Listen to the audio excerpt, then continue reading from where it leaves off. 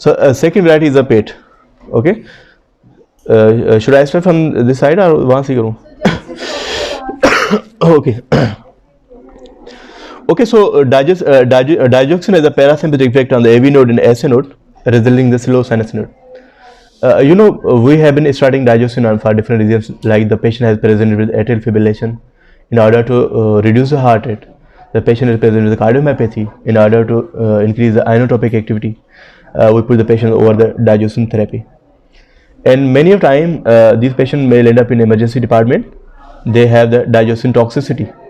That is, patient present with a certain sort of the tachyarrhythmias, patient present with the, gastrointestinal symptoms, or patient's ECGs may show digoxin toxicity. So digoxin actually has a parasympathetic effect. It will reduce the SA node and AV node rate, discharging capability of the SA node and transmission capability of the AV node. That's why it's used most of the tachyarrhythmias. However, it has sympathetic effect on other sides with pacemaking capability and thereby enhance the atomicity. Just on the conduction system, it decreases the heart rate. It acts like a parasympathetic agent, while in the rest of the myocytes, it enhances the atomicity. It acts as a sympathetic activity. That's why you see such sort of arrhythmias like paroxysmal tachyarrhythmias that's seen in patient digoxin toxicity. Okay, so that actually enhances the atomicity capability of the cardiac myocytes. You are understanding my point? Okay. So this results into atrial tachyarrhythmia with AV block. This is termed as a atrial tachycardia with block. Okay, you got my point. This is the main reason for the tachyarrhythmia. Digoxin toxicity is the main reason for the tachyarrhythmia, and these patients, when they start having tachyarrhythmia, they may present with the block. I will show you the ECG and would show you how these blocks are, presented in patients with the tachyarrhythmias. This is the ECG tracing. You see normal sinus rhythm. You see here. This is a normal sinus rhythm. P wave is coming. As I always say, P wave is denoted by its morphology, right? You must appreciate the P wave, the normal morphology, if it's coming from the SA node. And it deprives the ventricles, producing the QS complex. Each wave is followed by the QS complex. I can show with you here. Just let me do a focus here. You see, this is a P wave followed by the QRS complex, right? The P wave's normal morphology is like a hump. And here as indicated by the thick arrow. You see, do you see any change in the morphology of the P wave? Are you able to see the morphology, change in the morphology? Yes. Okay. You see, there's a change in the P wave morphology. This P wave and this P waves are changed. And this is quite changed. This is quite changed. This is quite changed. You see the change in the morphology, right? In the first piece, you see the normal P wave depicting that the P waves arise from the SA node, as we see normal sinus rhythm. But when it changes morphology, then we understand from this ECG there is now the SA node that is doing its job. Actually, other sides that may give origin to the P wave that is transmitted to the SA node and connected down to the AV node and down to the ventricles. Though it's followed by the QRS complex to the normal morphology, but the P wave morphology is changed. So it's called atrial rhythm. We call it the atrial rhythm. It's not sinus rhythm, we call it atrial rhythm. Coming from the, even as a supraventricular rhythm, but it's coming from the atria, depressing the SA node, the impulse traveling down to the AV node and then QRS complex and giving rise to the atrial tachycardia. Okay, you see, this says normal NSR, normal sinus rhythm into the paroxysmal atrial tachycardia. Suddenly, irritable focus paces rapidly. Okay, so why this focus takes over the SA node? Because it has heart rate faster than the SA node.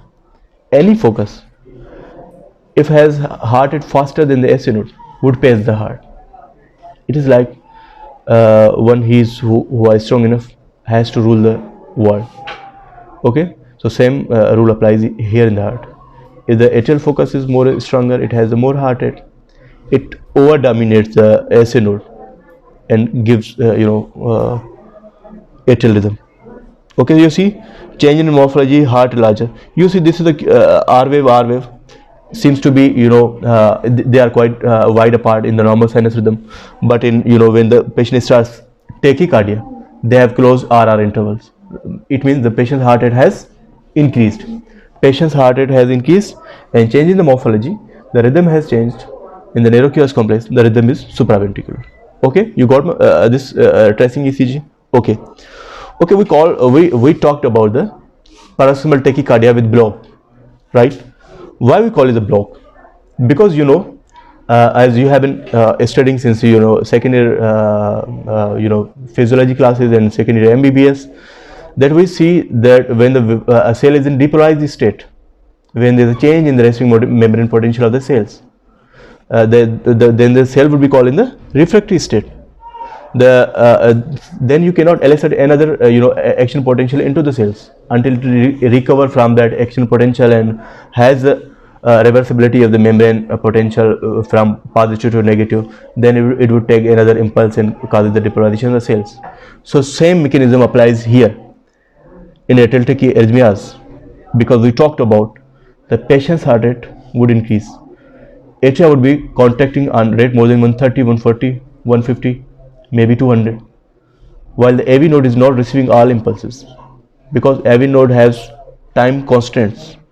It would take impulse from the AV node, atria, trickles down into the ventricles, depolarizes the ventricle, produces a QRS complex, and prepare for the next impulse to come.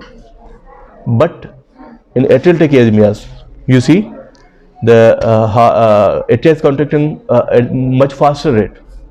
So all impulses coming from the atria are not received by the AV node, because of the refractory stage the AV node is in depolarized state. Most of the P waves are missed out, are dropped out, and they are blocked. Hence we call it as a paroxysmal tachycardia with blocks. The blocks may vary, may 2:1, 3:1, maybe depend upon the how the impulses are coming. You see, so actually this ECG show the paroxysmal tachycardia with block. You see, this is a P wave, this is a P wave, this is a QRS complex, P wave, not followed by the QRS complex, P wave. So where is the T wave? Okay, so you see, most of the time P wave, or we call it the abnormal P wave, is buried in the T waves. You cannot exactly differentiate. You see, if I minutely can explain you, this is actually the T wave, right? And here this is a slight hump. You see, slight deflection, slight change in the morphology of the T wave. Actually, it is a buried or hidden P wave. In certain states like atrial tachyarrhythmias, you would not have absolutely clear or discrete P waves. It's buried in the morphology of in the shape of the T wave. It's buried. That's why the T wave morphology is altered. Are you getting my point? The T wave morphology is altered. Okay, in this ECG tracing, you see, if I can show you the descending limb of the T wave, that has little bit change in the morphology. There's just little hump or deflection. That's actually the P wave. I think cursor is not working for me. Okay, right. This is a P wave, and this is again, this is the P wave, and this is a P wave followed by the QRS complex. This is a P wave followed by the QRS complex. Okay, you must keep in mind, any tachycardias, maybe ventricular tachycardia, maybe atrial tachycardias, you do not have the distinct and discrete P waves or T waves. They are buried in the QRS complex.